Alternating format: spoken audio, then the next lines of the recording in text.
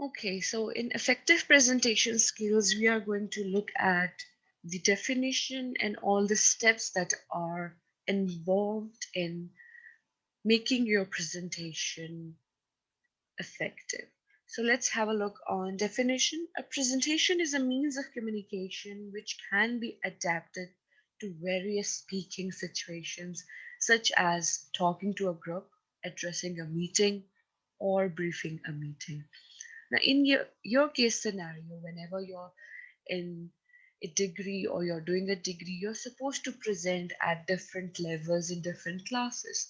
So you need to know how to engage an audience, be it your peers, be it a unknown audience and everything. And in that case, you need to know how to present. Now, presentation skills involve all these steps that are in front of you. First one is planning, preparing, practicing, and presenting. Now, you must have noticed that planning is there, and planning is involved in all kinds of processes. So, this tells us that presentation skills or presentation itself is also a process. It is a scientific, step by step process. In order to make your presentation effective, you need to prepare according to these steps. So let's have a look on planning. Now you can see there is a picture, it's a puzzle, and it looks like that these four people are planning to co-join or coordinate different steps involved in presentation with each other. Without this coordination, they won't be able to plan a good presentation. Are you following or not?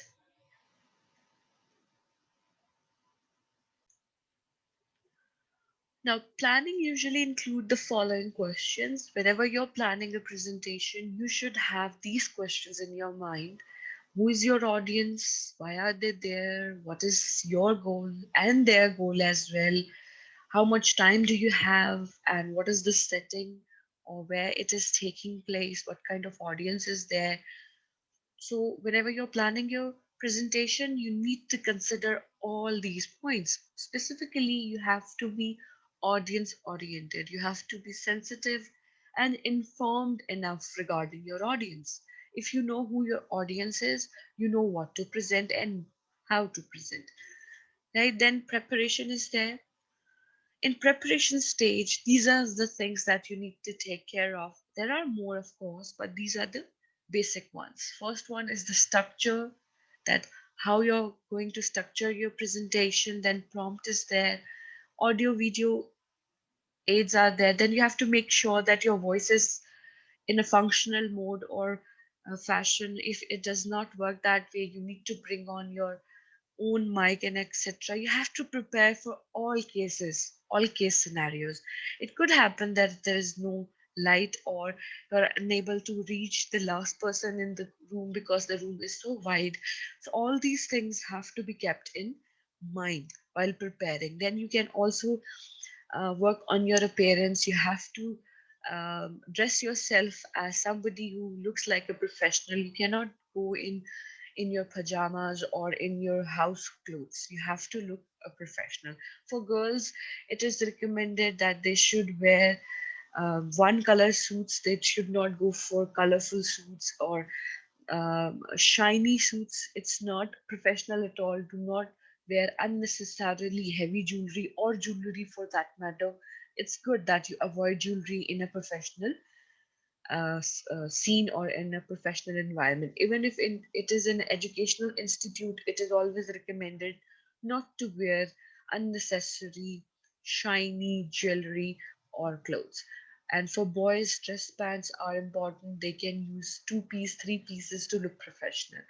Then we have the way you're going to present. The styling is important, and the questions that you can get in the end, you can assume them. You can actually think about the potential questions, because whenever we are preparing a presentation, we do get this feeling that these are the kind of questions that could be asked of us, so you can prepare the potential answers for those questions.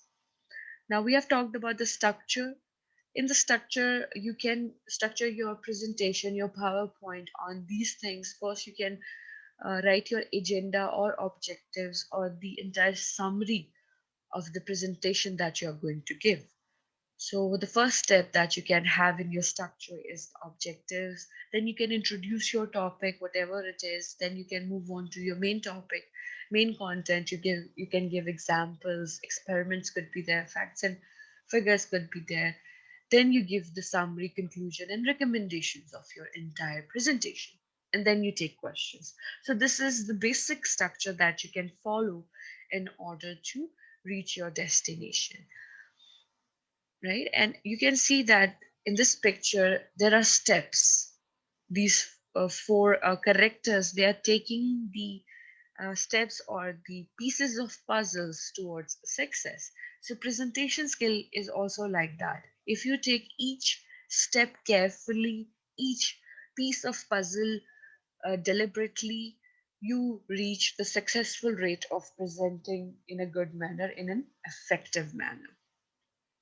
Now, this is the structure at a glance. As you know that in all kinds of writing, you have three parts: introduction, main idea, main content, body or main theme, and then summary and conclusion. So introductions are there to grab attention of the audience. Main theme is there or main content is there in order to elaborate, explain, and exaggerate sometimes the main body of the text, whatever it is. And then key message is there. Everything and anything that you wanted to convey through your presentation is given in the last slides of conclusion or summary. Then we have prompts. Prompts are short bullet points. They could be words, they could be phrases, and these prompts are basically for the presenter himself. He needs to know what he's going to talk about and how he's going to talk about.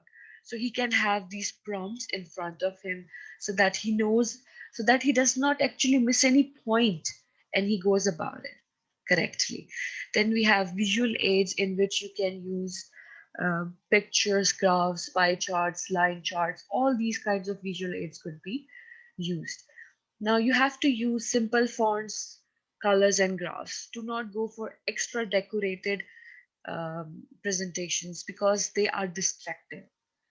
Because if your presentations are extra decorated, your attention only goes on the colors and the decoration.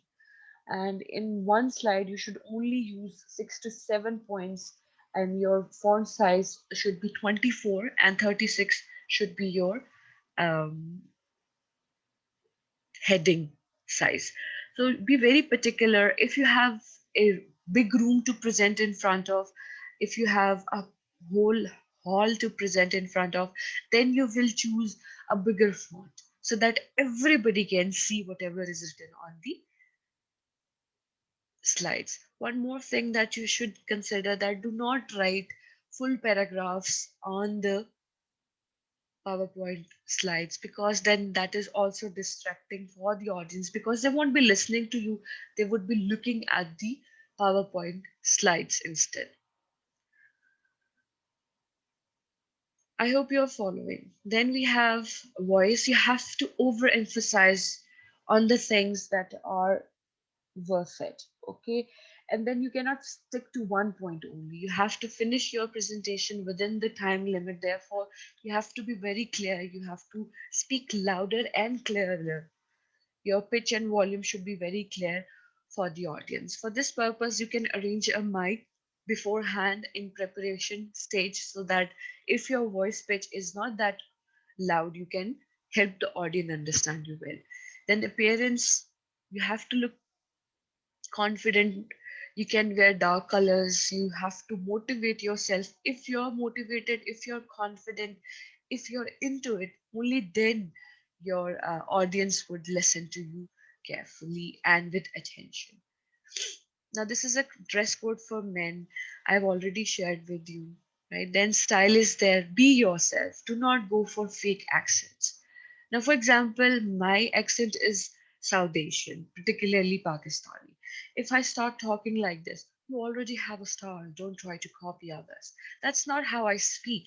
If I do so, I can keep up the fake accent for 5 minutes or maybe 10 minutes. approximately. But after that, my real style, the way I speak, the way I pronounce different words, it will come out, regardless of all the fake accents I want to make. So always be yourself. You can practice to become better, but always be yourself. Then sketch an idea that what kind of questions audience may ask. So you should have those points in your hands or in on tips of your fingers that these are the potential questions and I'm going to answer them this way. Moving forward towards the material that you need to prepare. Now, what can you use in order to prepare your material and what kind of tools you can take with you for your presentation? They could be personal notes, they could be help from internet, visual aids, and handouts. Next point is practicing. Practice makes you perfect. Now, in each organization, maximum 20 to 25 minutes are given for you to present. So you have to rehearse all the points and you have to rehearse the time limit. If you do so, you'll be able to know what to emphasize and what not to. If you're not prepared, if you're not have been practicing, if you have not practiced, then you might actually miss the main point on the day of presentation. You can present or you can rehearse in front of a mirror or in front of a friend, right? It can help you understand how to use your visual aids and handouts. Now, presentation. Make a strong start. Do not seem hesitant. Even if you're hesitant, you feel like your heart is coming out of your mouth, all these pressures are there. You need to put up a very strong start, a strong face, so that nobody can guess what other you're feeling inside. You have to engage your audience in first 2 3 minutes. You have to show your passion, your interest in the topic in the very beginning. If you're interested, only then your audience is interested. Make an eye contact. Eye contact is very important. It shows a connection, a bonding between a presenter and the audience itself. And do not forget to smile as well. But remember, do not over smile. Do not make extra facial expressions so that people are only focusing only on your facial expressions. You have to be very precise and to the point. Now, what could be the flaws in the presentation? As you can see that the people are sleeping and only one person is trying to listen to the presentation. This should not happen in your presentation. This could happen if you are lacking in experience, you do not have enough practice, and there is no enthusiasm shown in your presentation, and you're not having enough confidence, enough material to present. If there is a touch of hesitation, your audience would lose interest in you.